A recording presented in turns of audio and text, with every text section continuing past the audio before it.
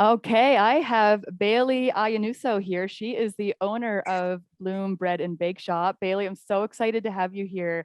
Thank you so much for joining me on the Sourdough Mamas podcast. Thank you. Yeah, and so you guys are gonna love Bailey's story. So Bailey, you started your sourdough journey as a sourdough mama. I remember you reached out to me and I helped you troubleshoot your dough a little bit. And now Yep. here you are, like a couple years later, and you own your own bakery. So that is so incredible. I love that story. Tell us more about your journey and how you wound up here. Okay. I was like the stereotypical COVID sourdough baker. I baked like everything else, and it's always been baking is just always kind of what I went to. So sure enough, COVID hit. I had a baby right at the start of it. My job got eliminated, like just chaos all around. Right. My older son was virtual schooling, like it was just chaos. And so of course I was baking a lot because that's what you do to find peace Yeah. and some control in the chaos. So one of my friends reached out to me and she's like, "Hey, I started making sourdough. You want to make sourdough with me?" Sure. You do the work of getting the starter ready and I will gladly have some bread. So yeah, so we got going on that, and I think I had only made one loaf, and it was like super impressive that I just made bread from nothing, but it also sucked. So I think like we it all just kind of start out it, there, right? right, right. It was good. It was bread, but it wasn't, like what you would want it to be. So I think I found you on Facebook. I found your group on Facebook and I was Yeah. like, "Hey, I need help. I need to know what to do." And so you sent me your recipe, and I remember you telling me like, "Just don't change it up too much." I'm like, "No, I'm trashing the whole first go, and we'll just start fresh." And your recipe worked really well, so I kind of just went from there on out. Yeah, and I remember too, we baked together on video. Uh-huh. So yeah, you and me and your friend, the three of us were like baking Yeah. together on video in the middle of the pandemic. Like it was Yeah, so that was when you wild. first started doing your classes. Like Yeah. I was your test dummy, and it Yeah, worked yeah, really you were. well. Yeah, we go way back. Yeah. Yeah, so then how did you get from that point, like struggling with your sourdough, to the next step, kind of nailing it? Like what was your kind of aha moment? And then, what was the transition to opening a bakery? Yeah. So I just kept baking it, for my family, my close family. And then around, I think it was 9/11, you had done like a challenge for us to bake for a hospital, police department, fire department, any whatever. And so my Yeah, yeah. brother's a captain for Phoenix Fire. So I made a bunch of loaves to send with him to the station. And and that was kind of at the point I was already contemplating, like, I wasn't going back to work, um, mostly staying home as much as I could. And I was already like thinking about maybe doing it. And so I sent loaves to them at the station, and he reached out to me after, and he was like, "Oh my gosh, they love it. They want to know if they can buy it." So that, I feel like that was just like the universe confirming, like, the fact that he said they want to know if they can buy it was like the universe confirming, yeah, go for it. Right. Go down this road. Yeah, like So you then I already started knew where looking you wanted to into it. go, and that was just like Yeah, a push, right? You needed yeah, that. exactly. Yeah. Yeah. So then I started looking into it, figured out, what the laws are, what I would need to do, um, and just went from there. That's Yeah. so great. Yeah, and I think there's probably a handful of people, I would guess, or more than that, who are listening who have this dream of opening a cottage bakery. So, you know, maybe we could kind of get into the minutia a little bit, like Yeah. what was involved in terms of permits, of, what's required in opening a cottage bakery. Yeah. So it's a little tricky. Is pretty much everyone in the US, or there's Most people from listeners all are, over in yep, but it's definitely around the world. So yeah, Okay. I'm sure the process is a little different, but It is, yeah. And it's hard because even every state has its own laws. Like I want to see New Jersey was the last holdout to have cottage laws, but I think they have it as of this year. So that's what it's called. It's called cottage law. So you want to look up, if it's something that you want to do. That would be my first step, is to actually, my first step would be to go to all your farmers markets, not like grocery stores, but the farmers markets, the people that are in like this kind of craft small bakery vibe. Check out a bunch of the bread. That was the first thing that I did to feel like, am I really where I would want to be? Check out a bunch of the bread, get a feel for what they've got. I bought, I don't know, maybe 5 or 6 different loaves of bread. I went to a few different markets all around our city, and it was a good way to compare, like, what weight are they doing for standard loaves, like for selling. It's different than what you would make for yourself or for friends or family. Like for selling, what weight are they doing? What price range is it at? And then cut into them. And we kind of did some blind taste tests. Like my husband and my kids and I sat down and we tasted all of them and did a comparison to make sure that I mean, I liked my bread, but for the people who sell, is it on the same, page? Right. And so that was a really good place to start, is even just to say, like, your friends and family are going to love what you make, but am I on the same baseline for like other people who sell? Mm-hmm. And what is my potential return looking like? Like, what is the market selling for Right. what I'm making? Did you ever So then consider selling at farmers markets, or did you just want to I do the have, cottage? yeah, I actually really like farmers markets and probably will at some point. I think that that's probably the most successful way to go for this type of bakery. I'm just not at that place right now. Like with my kids, I just don't want to be doing it every weekend currently. Right. But that's probably the route that I will end up going down. Oh, cool. It's kind of an opportunity to be face to face with a bunch of customers without having to invest in a brick and mortar.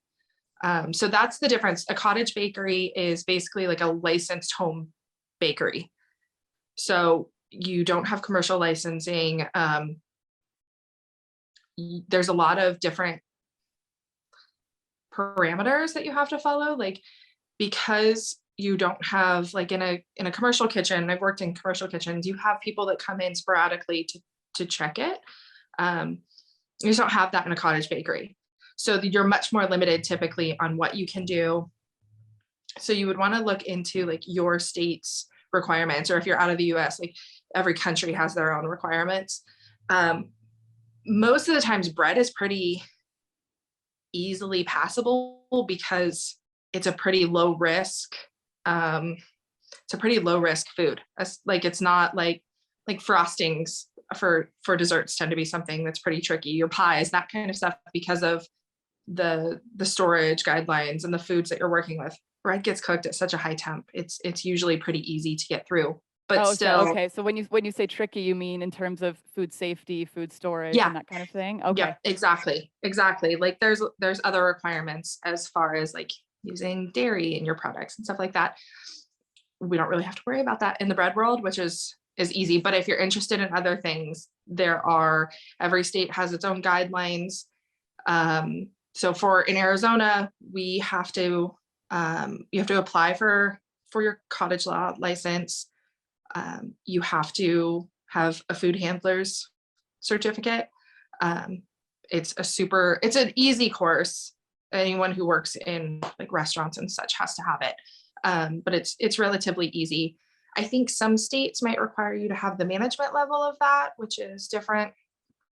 And then every state has certain foods and ingredients that are like a good go ahead. Some that are limited. Sometimes you can get it like tested. Like there's food safety labs that you can send recipes out to if it's typically a no-no, but you want to get something that you're making tested. And then some states have requirements on like a certain dollar amount that you can sell. We don't have that here, but I know in some states, like once you hit, I don't know, say 25,000, for example, that's the most that you can sell in a year. Oh, wow. In a home bakery environment. Okay. And so there, I mean, it seems a little complicated. Was there ever a point where you're like, oh, this is so frustrating, forget it? Or did you just persevere and get through it? No. Yeah, no, that's not really my personality. Yeah. I don't get that impression at all either, but no, once we go, we just full steam ahead. No, it's actually not that complicated. I expected it to be more complicated. Okay. I really expected it to be more complicated. I assumed, I think some states might have actual in-person, what's that called? In like inspections, right? Where they check your space. We didn't here. Mm-hmm. I think some states have requirements about pets. So that's where it's complicated, in that there's not a universal answer across the board, Mhm. but um, each state, it's pretty simple. And Okay. then there's also, Facebook groups are super helpful. You can usually find even not just for bread, like there's cottage baker groups. So you can find those. You can find people who are in your state or in your location. There's a really great group, and I can send you the links, but there's one that's a micro bakery group. And Okay. then there's some that are like home bakers or cottage bakers. Oh, So that's not even great. like specialties for cakes or cookies or whatever. There's all those too, but then there's specifically like professional bakers, business bakers. Oh, that's super helpful. So Yeah. I will grab those links from you. And then for Yeah. everyone listening, I'll include those in the show notes as well. That'll be over at leavenly.com slash podcast. You can find them over there. So that's really helpful, especially, I mean, Facebook groups are such a great place to get support. Yeah. They really are. Like, I mean, the They're the Sourdough Mamas easiest. Facebook group is Yeah. just blowing up and it's so wonderful. And and there's so many like niche groups. So Well, that's and really it's weird cool. because typically, when you go to work, you have coworkers that you're working with and you can bounce things off of. And it's just such a weird change to like be alone all the time. So I love groups for that reason, that there's just, my husband's pretty great at me bouncing stuff off to him, but sometimes it's like, hey, why do I like, I don't want to reinvent the wheel. Have you already tried this? Or what kind Yeah. of mixer do I need? Or just all sorts of stuff. Yeah, that's such a great idea because yeah, like you said, you kind of feel like you're going this alone a little bit, right?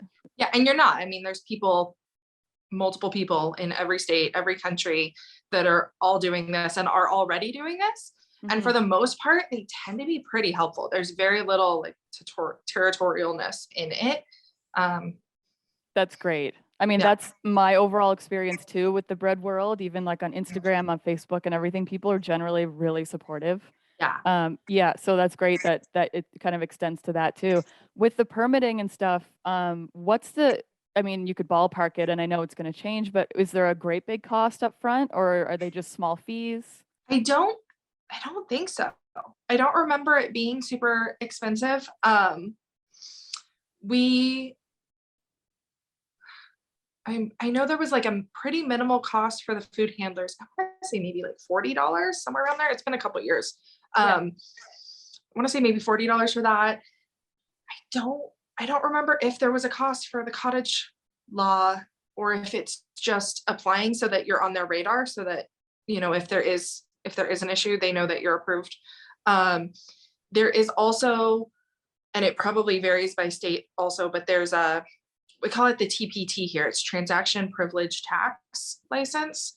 And without being an expert, there's a bit of a debate on whether or not you need it as a food handler. Oh, okay. It's basically your license to resell. So I have another business, so I already have it. So it's all kind of under the umbrella. But I feel like you should have it anyway. It's Right. what allows you to buy items at wholesale and then what allows you to resell. So the reason why there's confusion and debate on whether or not you need it is because I think this varies by state also. So it's tricky. It is, you charge tax. How do I say this? Food is charged tax if it's meant to be consumed on the premises, at least the way it's written here. If it's meant to be consumed on the premises, you charge tax. If it's like a grocery item, you don't charge tax. So as a bakery, I don't have places that people are sitting and diving into their loaf of bread or their dessert right there. So I don't have to charge tax because I'm essentially a grocery store. I'm somewhere that you stop and you pick up goods and then take with you. Got it. That makes sense. So that's where it gets a little bit tricky. But if I Right. was doing something like on the fly that was an event, I would probably need to charge tax for Yeah. that. Okay. And I bet, is that really the only complicated kind of tax thing you've run into? Yeah, taxes are weird. Oh yeah. Yeah. Like you have to have 4 degrees to understand, Yeah. understand what you're saying. That's not my expertise. So luckily my husband is very not business minded, but just super logical, and he'll work through the minutia. So Yeah. so He's your if you numbers don't have guy. one of those, call a tax accountant professional and get their thoughts. But yeah, that's my understanding of it. And it just might also be something that varies by location. But Hmm. the transaction privilege tax license, I still think is super helpful to have. Here in Arizona, you apply for it at the state level, and then every city and county also, everyone wants their cut. Yeah. So you have to be registered with your state, your county, and your city. But most of our counties and cities are wrapped in through our state license. So most of them, you just check the box of which one you want to do. And for the most part, you only have to have it for wherever you're selling. Okay. So wherever, like if you only are selling out of your home bakery, you would only have to have it for that city. Okay. If you're doing events like trade shows or farmers markets in different cities, then you have to have them for all of them. But if you're just doing it from home, it's pretty minimal. What if you're doing it from home and, a trade show or an event that's in your same city? Then just the In your same one? city, that's fine. It's all Oh, under okay. the city. Yeah. But we have a lot of cities that are like in the same area, basically. So it's, I think I have, from when I used to do a lot of events and markets and such, I think I had like 4 or 5 different cities on there. Oh, okay. So that's where it adds up, because some of the cities will be like $50 to add their city. Oh, okay. Yeah, absolutely. So definitely, if you're doing like a one-time event, it's something you have to think about, because that's an extra cost that might not be worth it. I don't know. Yeah, exactly. You kind of have to weigh the benefits and the Yeah, for downsides, sure. right? Yeah. So you had started to say, the first thing that you would recommend to people is to go to farmers market and compare the bread. What's the Mhm. second thing that you would say? Maybe Google cottage law. Then I would look into cottage law. Like, just first see if you're even in the realm that you want to be in before you take on that undertaking.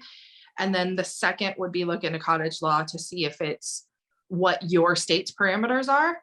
I'm 99% sure that every state has cottage law now. Like I said, I'm pretty sure Jersey was the last holdout, and they just started it. I think at the start of this year, they started allowing it. Okay. But for some people, it's not worth it. I personally think there's a lot of people who do sell food under the radar. Hmm. Um, that's not my personality. I would be stressed about it every day. So I personally think you should have cottage law licensing.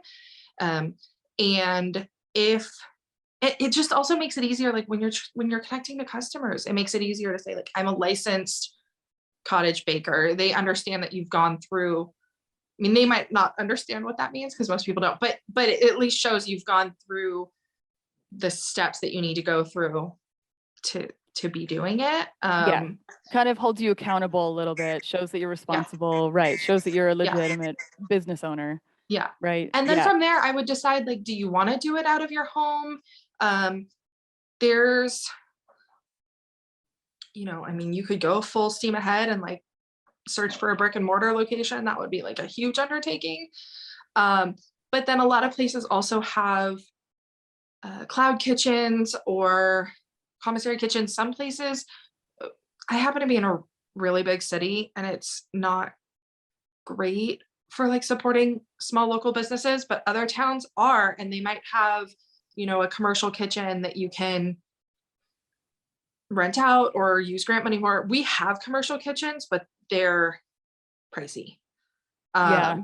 They're really pricey for like the time and such. So, but part of that is all the equipment's there.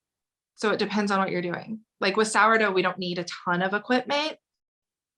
So I don't, you can make it work in a Yeah. home environment just on a limited capacity. So there's just so many, I feel like it's good to have all the information. And then decide. So that would be my next step, is to like look into what the options are. Right. And then, so do you bake from your home? Bake and Mhm. sell from your Yeah. home? Yeah. Yeah. Yeah. Because that, I mean, that seems like it would be all of a sudden very expensive doing the brick and mortar, maybe making rent payments every month, and then you have the Yeah. stress hanging over you. Whereas doing it from home, that piece of it at least is not there. Right. And I feel like it's so easy to get a cottage license that it's like it's an easy way to test drive it before, even if you do, like, I would love to have a brick and mortar at some point. I think it would be really cool. But it's a good way to do it in a more limited capacity before you take on such a big undertaking. Yeah, right. It's a good kind of stepping stone, right? Right. To see, yeah. And Right. how has that transition been for you, starting like, baking for your family, baking for friends versus now serving customers? What has that been like? It's been fun. It's cool to I don't know, it's cool to like have products of yours out there in the world. I have been really slow playing it. I have, like I said, I had it, I had my son at the start of the pandemic. So he's almost 2, and we'll probably have another one. So I've been kind of slow playing it, knowing that that's my main focus right now. I do feel like it takes a long time to build up client base because so much of it is word of mouth when you're a cottage baker. That's the tricky thing, is if you're a brick and mortar, people drive by and they see it and they stop by just because people driving through my neighborhood don't know that I have a bakery here. So Are you it's allowed really to a lot put of, signs out? that would depend on your HOA. Okay, right, I probably could in my neighborhood, but I don't know if you could in every neighborhood. But once again, Facebook groups, right. especially being a mom, there's so many local moms groups. So those are super helpful. Farmers markets are really, like, if I was in a place where I wanted to do it, it's such an easy way to get people to come to you. I mean, they're already there. So it's a great way to do that. That's another, like, before jumping in and signing with anyone, I would do some trips to different farmers markets, see which ones, some of them already have a bunch of whatever you're going to be making. Some of Yeah. them are packed, some of them are slower. You just want to find whatever one fits your vibe. But I think if you're on board with slow playing it, Cottage is such an easy way to go. Like I'm totally fine knowing that I'm very slowly building it up, and then getting to that Yeah, point. because that mad like customer rush probably wouldn't work for you right now, right? In your Right. lifestyle with your Yeah. family. Yeah. Right now Mhm. it's perfect to be able to essentially, whenever, it's kind of like whenever I'm making stuff for us, I'm just making a bigger volume and selling some of it. So Right. it's an easy, and then I do a bunch of like custom, like cakes and cupcakes, like for parties and such. So that's extra. I obviously wouldn't be making cakes for us Right. like every weekend. But yeah, I have 8 loaves of bread going in the fridge today to proof and bake this weekend. So Right. Oh, and okay. And then so a few of and those are for you guys. yeah. So Yeah. some's for us. So I just scaled up the recipe, Yeah. And and then sourdough's so flexible like that. Like you could scale it down and make 1 loaf. You could yeah, scale it up and make 3 dozen loaves, yeah, if you have the yeah. capacity for The that. yeah, the I found, without having, I don't use a mixer for my sourdough. I still do it all by hand. I think if I were to get a lot busier, that would be something that I would have to do. I found that for me personally, 8 loaves is about the max amount of dough that I can easily handle. Maybe 10, actually probably 10 in one, like that amount of dough in one batch. Oh, wow. So you don't do like 2 5 loaf batches. You actually No. would do a 10. Yeah, Wow. I've done a 10. The most I've ever made in one day is 20 loaves, and I did 2 sets of 10. Okay. But it gets hard to manhandle for sure. Yeah. The more The you, folds would be really tricky. What kind of vessel are you folding in? so I like to do, I can go grab them if you want me to, but I have, I just made my dough this morning. So they're sitting in my sink right now. I am not a morning person. So I actually just last night, I was like, I'm gonna mise en place everything. I'm gonna prep everything in advance, have it ready to go. So I have starter containers I love Cambro tubs. They're They're just the easiest in my opinion. Mason jars are what I usually use for my starters because of the straight sides, but they get too small at some point when you scale up, even just for the starter portion. So I have like a small Cambro tub that I use. And then I like to mix in like a bigger, more shallow container. I like to mix and do my stretch and folds in that. And then I put it into a large Cambro tub when I'm doing my bulk ferment, because I like having the more space when I'm actually trying to mix and get in there and do my stretch and folds. But the Cambro tubs being more like, what's the word I'm looking for? Compact, makes it easier to see where my volume is so that I can. Right now, and they're the square clear tubs, right? Yeah, they have square or round. Okay. Yeah, do you want me to go grab them all so you can?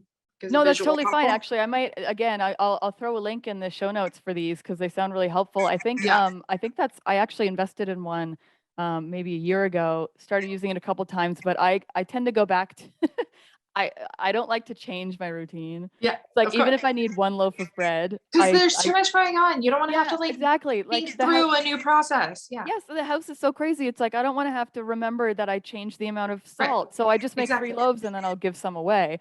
So again, like I switched it up to use that tub. I used it a couple times, but then I went back to my like $8 stainless steel bowl that I bought 4 years ago. Yeah. Still using it. So so your recipe is 2.5 loaves for me, basically. So, so like that's a good starting point. Like when I used to make it for myself, I would divide it out to 3 loaves. But when I did that comparison, I decided I wanted to make them a little bit bigger for sales purposes. So that was based on the weight of the breads that you were finding at the farmers markets. Yeah. Okay. So my loaves are they're just shy of like 800 grams pre-weight or pre-baking weight. And then they end up about 700 grams after, some of the water bakes off, the steam bakes off. So they end up about 700 grams after baking. Right. So yeah, yours ends up being, your recipe will give me about 2.5 loaves. So I scale up from there depending on what I want to do. Right. And then, yeah, so for the 8 loaves, I have that big tub. It's probably like this size and like that tall. So it's relatively shallow because it's easier to get, maybe taller, but it's still relatively shallow. So it's easier to get in there. So it's really quite wide, but it's very shallow. Yeah. So you can get your hands right in it. Okay. Yeah, exactly. Because I'm too short to like get my hand. I'm like only 5'2". Put the tub on the floor. Yeah, exactly. So like on a countertop, and as it is, sometimes I'll put it on my dining room table, so it's like lower and more on top of it. But yeah, I can't get into the Cambro tubs, and it's with it being the Cambro tubs are probably more like this big. So with it being so much more compact, I can't like get my hands and my arms in there as easily. It's just, and I have to go down much deeper to get the dough. So when I do my fourth stretch and fold, the second one of the fourth, I just go straight into the Cambro tub. I switch there. Yeah. So that makes sense. And then I can watch. That's a huge amount of dough to be working with. Yeah. So how does, I mean, you touched on, oh, sorry, go ahead. No, I was just saying, then I can watch the rise so much easier than if it's in a bowl. Yeah, exactly. You can mark where it is and see how far it's gone beyond that. Yeah. Yeah, and that's really helpful. Running the bakery with kids, I mean, how do you schedule that? So you have 2 kids. You don't. It's just chaos all the time. It's just chaos. My husband still works from home. He started working from home when COVID hit. So he's still here. He's working, but it's a super helpful, like if I need a quick minute, he can run down. And honestly, it just changes. I remember you talking about that actually when I first was like looking into all of the sourdough mama stuff. Like it's just going to keep changing as your kids change and go through different nap windows and all of that. I've done different things. There's times when it's easier to start. There's times when it's been easier to start at nap time, for example. So I'll get up and feed my starter in the morning, have it ready to go basically like when he first goes down for a nap, or start mixing it at lunch. My husband can easily take a lunch break and help tag team. So start mixing it at lunch or nap time, and then let it go into the evening. There's times where I've started it like at 5 o'clock when my husband gets off work, so I can just focus completely. It goes late, but I'm a night owl, so that doesn't bother me too much. Right. Today, so my older son's in school, but we're like 5 minutes away from school. So today I had everything ready to go. So as he's getting ready for school, I threw it all in the tub, mixed it together, just mixed up my flour, water, and starter, took him to school, came back, added my salt, and just was able to do the stretch and folds. Like my youngest is almost 2. So I can do stretch and folds pretty quickly. Right. It's just, your timer goes off, you pop in the kitchen, you fold Right. it, wash your hands, and Takes 2 seconds. Yeah, exactly. that's super easy. Yeah. When he was younger, it wasn't always so easy. So that's why I would tend to do things at times when I knew my husband was going to be around, or I knew he was going to be napping. But even today, I thought, so my dough, I figured it would be ready to go to like pre-shape and shape an hour before we had scheduled doing this, and it wasn't. And so it actually was about ready to go when we were ready to start. So I popped it in the fridge. I mean, it'll be fine. I love there's that. a lot of it. I love that. Yeah, Yeah. I see this all the time on Sourdough Mamas, where people will say, "Oh shoot, something came up and my bread is almost ready for pre-shaping, or I'm only on the second fold. What do I do?" And I always say, just take it as it is and put it in the fridge. Yeah. And then when you Yeah. come back, I mean, if it's a reasonable time, I mean, don't go Yeah. like a week to Hawaii or something and come back. Right. But I mean, if you have to run to the if you get to go a week to Hawaii, forget about the bread. yeah, just actually leave it in the fridge and run as fast as you can. Throw it away. But Who cares? yeah, if you're gone just even a few hours, you can leave it in the fridge, Yeah. come back, take it out, and carry on where you Yeah. were. I mean, you may, you need to read the dough a little bit. You may need to cut out one stretch and fold at the end because it maybe Yeah. fermented a little bit longer than normal, but it's so flexible. So I love that you told that story, because that's what I tell people all the Yeah. time is, if something comes up, just throw it in the fridge. Yeah. It's I always think a prepared. lot of people forget about temperature and time essentially being ingredients. That's very well said. There's a lot, like temperature is an ingredient, time's an ingredient, humidity is an ingredient. Like, I mean, I don't ever really know. That's the hard part with scheduling it with kids, is there's not a schedule, and my kids aren't on schedules. So we're just flying by the seat of our pants all the time. Right. But and other things that I do are a little bit more scheduled, like cakes. There's a fine specific time. So it just depends. But I do try. So when I put it in the Cambro tub to bulk ferment, I mark where it's at.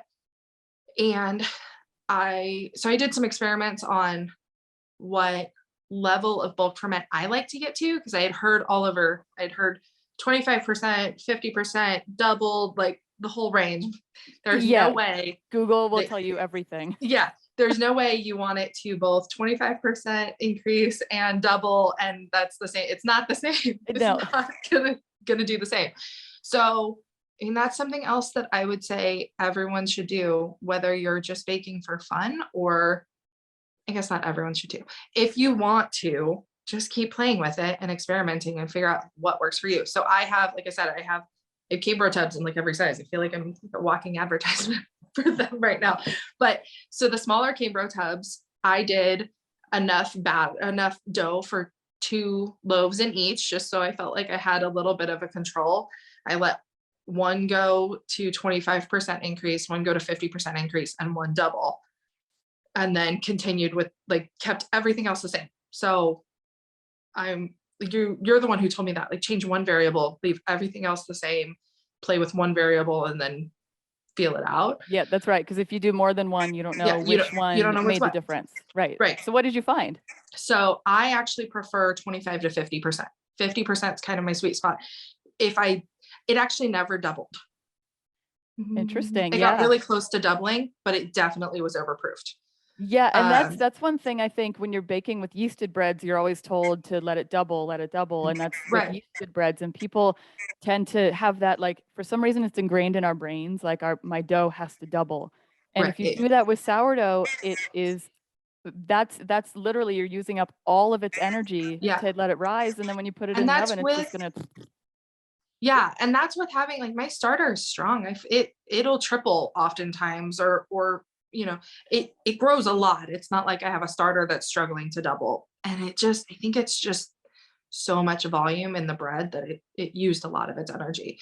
So I mark when I put it in my Cambro tub, since I like that 25 to 50% range, 50's really probably my sweet spot. I mark where it starts, and it bubbles, like it domes. So you have to kind of estimate it. But I mark where it starts, and I mark where 25% increase would be and 50%. And I like color that zone in. So I know like that's where I want it to get to. yeah, yeah. So just at a quick glance, you can tell like, Yeah. oh, that needs another 30 minutes or something. Right. So Right. when I just popped it in the fridge, it was in that zone.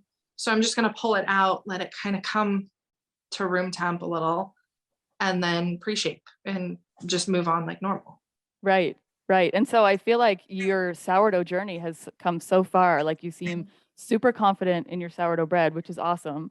Like you It's can funny because basically, there's so many more things I want to try. I want to yeah, like, I don't know. It's one of my favorite things about it is like playing around with it. So it's funny that you say that, because also not at all. Like there's still 5 million things that I want to try, and and do just you a ever, bunch of variations I I'm, want to do. maybe this is just with me, but sometimes even for me, I mean, I've been doing this for years. I have a blog, I have recipes, I have a community, and now a podcast, which is so crazy.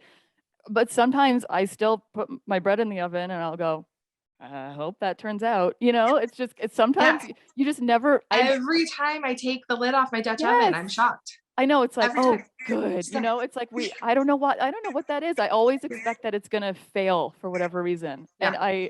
I don't know. I never have felt like an expert in it. And I don't know if that's just me or if that'll come in a couple years. I mean, I don't know. I just don't. I I think, I don't know, for me, I think it's like understanding that I don't know how to explain it. Like I'm doing something that's not, it's a science, but it's not a science all at the same time. Like it's almost like magical. like, Yeah. like it's not, it really is scientific, but it seems like it has a mind of its own sometimes. Like I said, I thought the dough was going to be ready to go at this time, and it wasn't. It was an hour later. So, Yeah, you it's a have to science and an just, art. You have yeah, to recognize the art portion of it and the science portion of it. And then I think even when you do that, you still sometimes hope for the best and cross your fingers when you put it in the oven. yeah, for sure. But yeah, that's so great. So how have your struggles kind of changed since you started out with the sourdough struggles versus now an opening bakery? Like, I know you have all these new products and you're experimenting constantly, but in terms of your sourdough, has anything changed in terms of your challenges? Yeah, I would say, um, so there's that. So I constantly have that desire to keep playing with different stuff, because that's one of the things that I love about it. So that balance between when do I play and try to tweak things, and when do I just need to churn it out.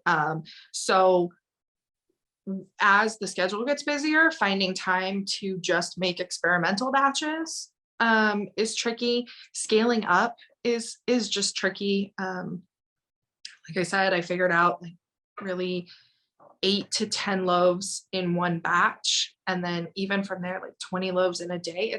It's a lot for me to do. So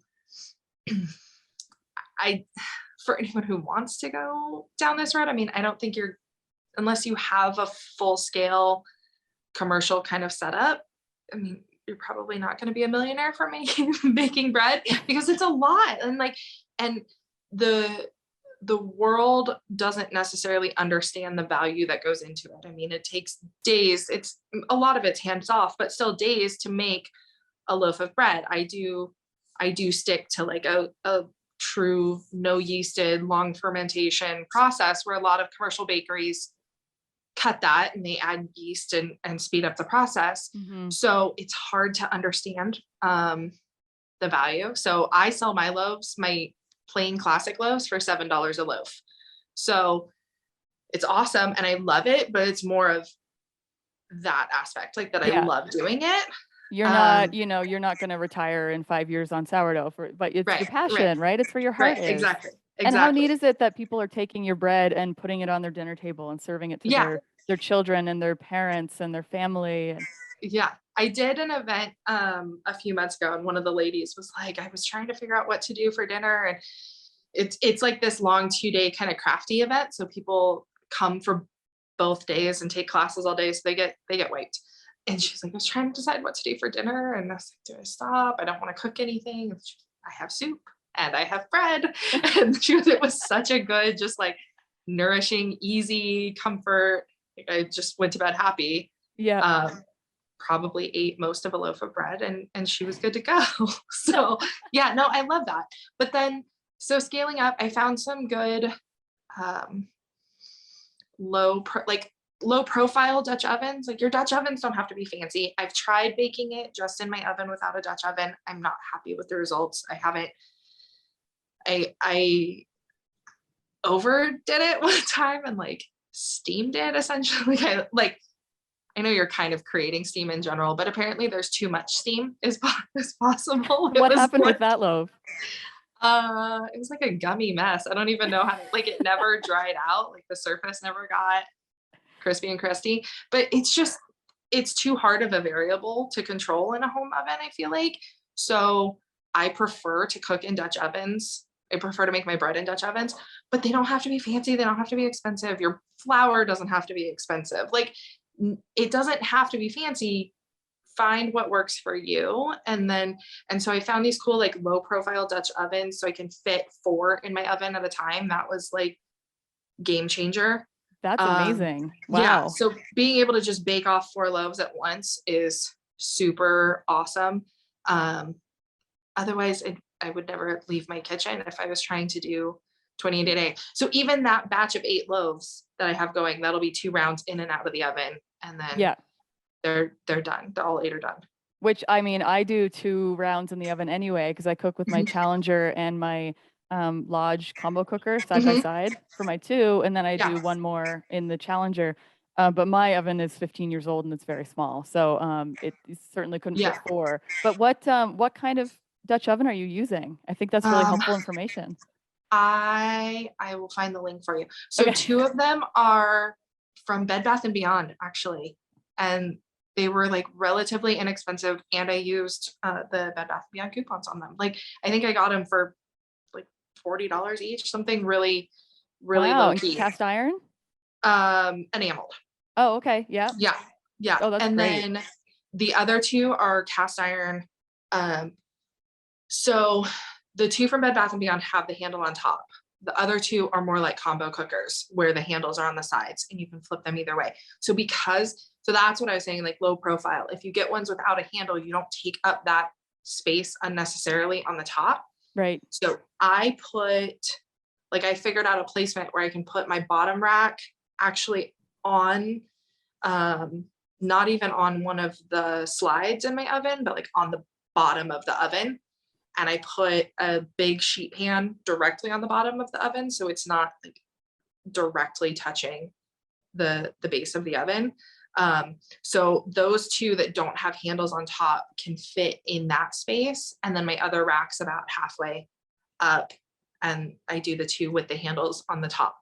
Interesting. So your oven must heat from the top then, does it? No. Oh, from the bottom. So you put your cookie sheet right on the heating element? The heating element's not exposed. Oh, I see. It's underneath like the floorboard basically of the oven. Got it. So again, I have this like 15-year-old like monstrosity that has the exposed heating element. I mean, it works. And what I love about it is there's no like hot spots, so I have no like reason to upgrade. But that's what I'm used to. I have that exposed element. So yeah, I just wanted to clarify that because my top element's exposed, but yep. but the bottom one for broiling, right? Yeah. Yeah. So, if you have the exposed heating element, I wouldn't recommend sitting anything directly on it. But Right. yeah, No. if you don't, I think that's totally doable, and that's really clever. That's super creative of you to figure out a way to put in 4 Dutch ovens into your oven at once. Yeah. And I do have to, because obviously with the heating element on the bottom, those ones cook faster. So I have a very specific, like, okay, the top ones go in and then the bottom ones go out, then the bottom ones come out and then the top ones come out because they cook faster being on the bottom. Right. Yeah. And Yeah. again, that's So things that you've just learned over the yeah. years, right? Yeah. Yeah. Yeah, that's so great. Well, this has been really eye-opening. I mean, I feel like I still have 1,000 questions about cottage bakeries, but you've answered a lot of them. And so So that's one last thing, if anyone's looking into sure. it, look into like a restaurant supply store. So if you have, typically they'll require a license of some sort, but if you have that resale license that I was talking about, that's all you need for most of them. But because you can get giant bags of flour, like 25 to 50 pound bags of flour, you can get equipment, all that kind of stuff. And so like I think here in our grocery stores, like a 5 pound bag of flour is $5-ish, let's say. I can get a 25 pound bag of flour for like 10. So if you're doing something commercial, and they're made for, commercial, for hotels and restaurants and stuff like that. So they don't have, how do I say this? They have the wide range of flour, but it's not labeled the same as what you would have in a grocery store. Right. Like So there's you not might as have to fancy look. packaging, right? Right. It won't say bread flour, but if you look up, make sure you understand like the protein contents, because you can look up on their website what the protein content of each one is. But if it's so much easier to go down that route than like, otherwise I'd be going through like the small 5 pound bags of flour like crazy. And like every day. Yeah. Yeah. You probably use so much flour. I get the giant bags from Costco. I'm not even sure. Yeah, those are Like awesome too. 10 pounds or Our Costco has a 25 pound bag. maybe So I it don't is. know, I but mean, I know they're all different. heavy, but that's probably what it is. Yeah, and mine says hotel and restaurant flour. Yeah. And I've always wondered about that. I was like, what does that actually mean? So there, Yeah. you just answered that question. Commercial flour. Yeah. It's just produced in big bags for. Yeah. Yeah. Do you use their all-purpose flour, or does I know some yeah, Costco's have bread flour. I get their once in a while they do have a bread flour bag, but it's hit or miss. There's always all purpose there. Yeah. Once in a while there's bread flour. There's never a big bag of whole wheat flour, unfortunately. So I Yeah. have to just get the small King Arthur flour from Target is what I usually get. Yeah. But yeah, I that's even really get helpful that. though, I don't 'cause go through the whole wheat flour fast enough to get a giant bag. It goes That's true. rancid too fast. Yeah, that's true. I usually I mean, my breads are like 10 to 20% whole wheat. Sometimes I'll go a little Yeah. higher, but generally it's Yeah. just a small amount. So that's true. I guess I don't need a giant bag, but yeah. So I mean, listen, this has been really amazing. Is there anywhere that you'd like to send listeners to check out Bloom Bread and Bake Shop? Yeah, so I have a Facebook page and an Instagram. Both are under Bloom Bread and Bakeshop, and I'm in Sourdough Mama. So if you guys have questions, definitely reach out. Like I'm pretty small scale still, but if I can help answer, I will. Or if I can guide you to somebody else who I think can answer, then definitely. That's wonderful. Yeah, Bailey's one of our moderators on Sourdough Mama, so I put her to work. As if you're not busy enough, right? It's pretty chill, low key gig. Yeah, it's a pretty low key gig. Yeah. Well, thanks again, Bailey, so much. This has been really wonderful. Yeah. And yeah, anyone, if you're interested in the cottage baker laws or checking out Bloom Bread and Bake Shop, definitely find Bailey in the Sourdough Mamas group. Follow the links in the show notes. And yeah, so thank you so much, Bailey, for doing this. This has been really, really fun and super enlightening. I really appreciate it. Yeah, definitely. Yeah, absolutely. Have a great day. You too.